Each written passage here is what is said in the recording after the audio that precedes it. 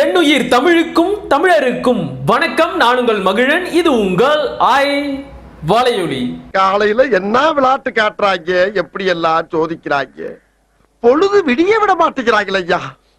ஒண்ணு தெரிஞ்சு போச்சுடா, இந்த பிரபஞ்சத்துல உங்க மத்தியில இந்த உசுரை காப்பாத்துறது ரொம்ப சிரமம். வரப்போற நாடாளுமன்ற தேர்தல்ல திமுக மொத்தமா காலியாக போகுது.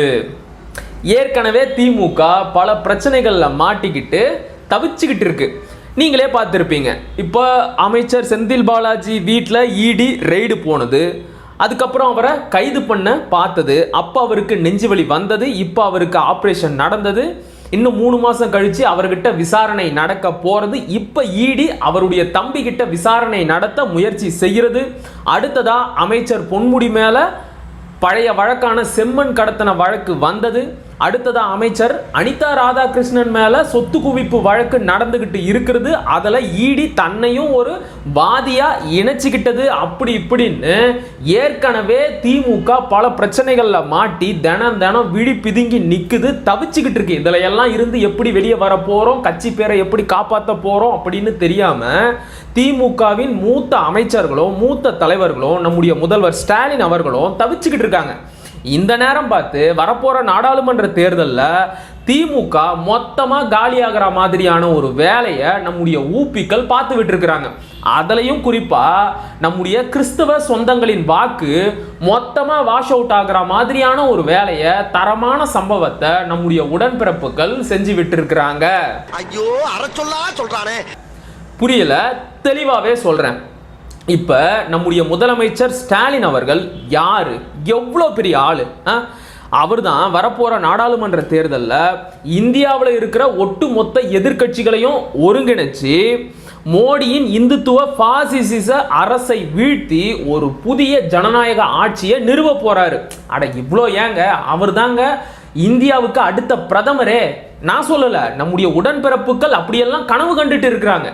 சிரிக்காதீங்க, அப்புறம் சங்கி அப்படின்னு சொல்லிடுவோம். இப்படியெல்லாம் ஒரு பக்கம் நம்முடைய உடன்பிறப்புகள் கனவு உலகத்துல மிதந்துட்டு இருக்கும்போது அந்த கனவுல ஒரு லோடு லாரி மண்ணள்ளி கொட்டுற மாதிரியான ஒரு வேலையை பார்த்து விட்டு இருக்கிறாரு. ஒரு தரமான சம்பவத்தை செஞ்சு முடிச்சிருக்கிறாரு நம்முடைய திருநெல்வேலி எம்பி ஞான திரவியம் அவர்கள். என்ன நடந்தது அப்படின்னா, திருநெல்வேலி மாவட்டத்தில் இருக்கிற சிஎஸ்ஐ சர்ச்சுக்கு சொந்தமான கோடிக்கணக்கான சொத்துக்களையும் அதனுடைய கல்வி அறக்கட்டளைகளையும் யாரு நிர்வாகம் செய்யறது அப்படிங்கிறதுல 2 குரூப்புக்கு நடுவில் ரொம்ப நாளாக ஒரு பிரச்சனை ஓடிக்கிட்டு இருந்திருக்கு. இப்போ நில அபகரிப்பு, சொத்தை புடுங்கிறது, அறக்கட்டளைக்கு சொந்தமான சொத்துக்களை அபகரிக்கிறது, இதில் எல்லாம் திமுக இல்லை அப்படின்னா அந்த ஆட்டம் களைகட்டுமா? கட்டாதில்ல. அதனால திமுகவின் எம்பி ஞான திரவியம் இந்த விஷயத்துல தலையிட்டு என்ன தெரியுமா சொல்லி இருக்கிறாரு? ஏங்க, நாங்க தான் ஆளுங்கட்சி, நாங்க தான் இந்த சொத்துக்களை எல்லாம் நிர்வாகம் செய்வோம் அப்படின்னு சொல்லி இருக்கிறாரு. இதை கேட்ட தலைமை பாதிரியார் ஃபாதர் என்ன தெரியுமா சொல்லி இருக்கிறாரு? நீங்க உங்களோட அதிகாரத்தை முறைகேடா பயன்படுத்தி இருக்கிறீங்க, இதை எங்களால் ஏத்துக்க முடியாது அப்படின்னு சொல்லி திமுக எம்பி ஞான திரவியத்தை சர்ச்சு சொத்துக்களை நிர்வகிக்கிற அந்த நிர்வாக கமிட்டியில இருந்து நீக்கிட்டார். ஒரு அடிப்படை உறுப்பினராக கூட நீங்க இருக்க முடியாது அப்படின்னு அந்த மெம்பர்ஷிப்பை கேன்சல் பண்ணிட்டாரு ஃபாதர். உடனே கோபப்பட்ட நம்முடைய எம்பி ஞான திரவியம் என்ன தெரியுமா செஞ்சாரு? சிஎஸ்ஐ சர்ச் ஆபீஸை பூட்டி சாவியை கொண்டு போயிட்டாரு. இப்படியெல்லாம் அராஜகம் செய்யற திமுக எம்பி ஞான திரவியத்து மேல ஒழுங்கு நடவடிக்கை எடுங்க அப்படின்னு ஒரு ஃபாதர் ரொம்பவும் ரெக்வஸ்டா முதல்வர்கிட்ட ஒரு வீடியோ மூலமா கோரிக்கை முன் வச்சார். எம்பி ஞான திரவியம் அவர்தான் தான் ஆளுங்கட்சி, தன்னிடம் சர்வ அதிகாரம் இருக்கிறது, காவல்துறை இருக்கிறது என்று சொல்லி பேராயருக்கு தினம் பிரச்சனை கொடுத்து கொண்டு இருக்கிறார். ஆகவே முதல்வர் அவர்கள் இதை கருத்தில் கொண்டு அவர் மீது ஒழுங்கு நடவடிக்கை எடுக்கும்படி நாங்கள் அன்போடு கேட்டுக்கொள்கிறோம். இந்த வீடியோ வைரலான உடனேயே அடுத்த நாள், ஏண்டா என் மேலேயே கம்ப்ளைண்ட் கொடுக்குறியா அப்படின்னு சொல்லி ஒரு மத போதகர், ஒரு ஃபாதர்னு கூட பார்க்காம பொது இடத்துல வச்சு கன்னத்துல அடிச்சு தாக்கி தகாத வார்த்தைகள்ல பேசி விரட்டி விட்டு இருக்கிறாரு எம்பி ஞான திரவியமோ அவருடைய அடியாட்கள் கூட்டமோ.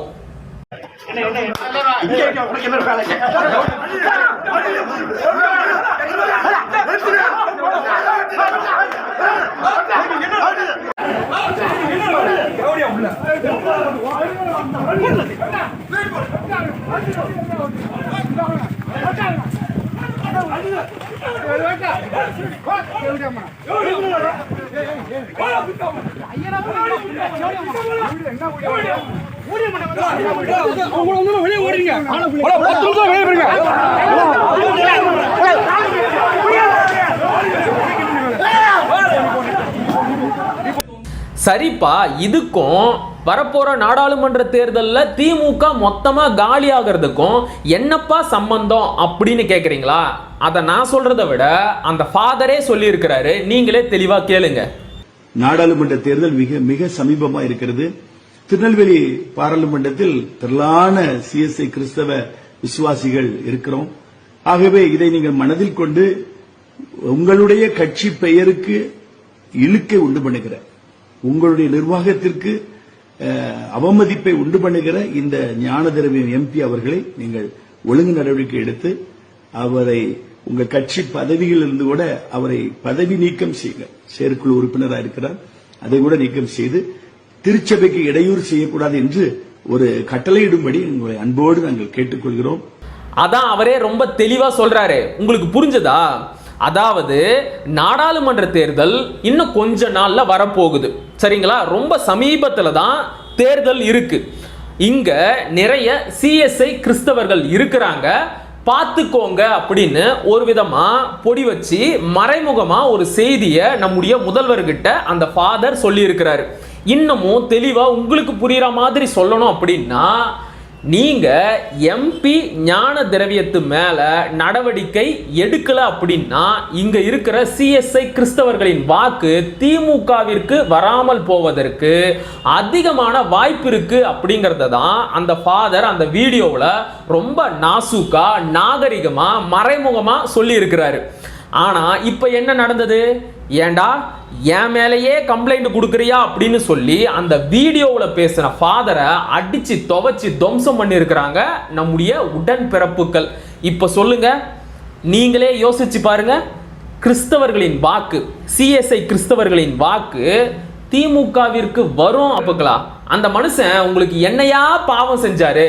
ஏன்யா தினம் தினம் ஏதாவது ஒரு புது பிரச்சனையா கொண்டு வந்து அந்த மனுஷனை வாட்டி வதைக்கிறீங்க? ஏற்கனவே உங்களுக்கு இஸ்லாமியர்களின் வாக்கு அந்தரத்துல தொங்கிட்டு இருக்கு, அதுவாவது ஏன்னு தெரியுமா தெரியாதா? இப்ப 2021 தேர்தல் பிரச்சாரத்தின் போது என்ன வாக்குறுதி கொடுத்தீங்க? நம்முடைய இஸ்லாமிய சொந்தங்கள் கிட்ட என்ன வாக்குறுதி கொடுத்தீங்க?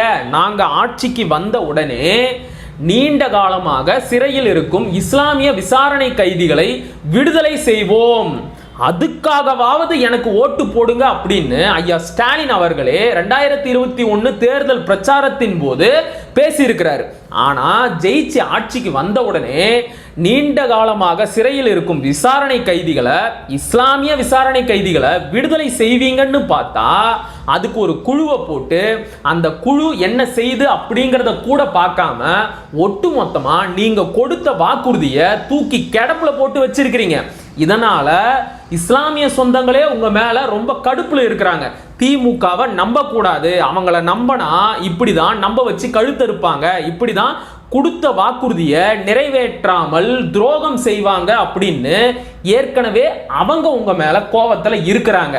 இப்ப என்னடான்னா இதெல்லாம் பத்தாது அப்படின்னு கிறிஸ்தவர்களின் பகையையும் சம்பாரிச்சு வச்சுக்கிட்டீங்க. நீங்க ஒண்ணு பண்ணுங்க, இப்படி டெய்லி ஏதாவது சம்பவம் செஞ்சு செஞ்சு உங்களை நீங்களே கெடுத்துக்கிட்டீங்கன்னு வைங்க, எங்களுக்கெல்லாம் கொஞ்சம் வேலை மிச்சமாகும். சரியா? ஒரு மனுஷன் எதையாவது பண்ணி முன்னுக்கு வரலாம்னு பார்த்தா கால் வைக்கிற இடமெல்லாம் கண்ணி விடி வைக்கிறாங்களே. எப்படியோ ஒண்ணுங்க, திமுக அழிஞ்சு நாசமா போனா அது நமக்கெல்லாம் ரொம்ப சந்தோஷம். அதையும் ஊப்பிக்களே செஞ்சு முடிக்கிறாங்க அப்படிங்கிற போது நமக்கு டபுள் சந்தோஷம். சரியா? பார்க்கலாம் நாளைக்கு என்ன சம்பவத்தை பண்ண போறாங்க அப்படிங்கறத நாம பொறுத்திருந்து பார்க்கலாம். மீண்டும் அடுத்த காணொளியில் சந்திப்போம். அதுவரை இணைந்தீர்கள். இது உங்களாய் நான் உங்கள் மகிழன். படிப்போம், பகிர்வோம், பயன்பெறுவோம், கற்போம், கற்பிப்போம், களமாடுவோம். தமிழ் வெல்க, தமிழர் வாழ்க, தமிழ்நாடு வளர்க, தமிழ் தேசியம் மலர்க மலர்க மலர்க. நன்றி, வணக்கம்.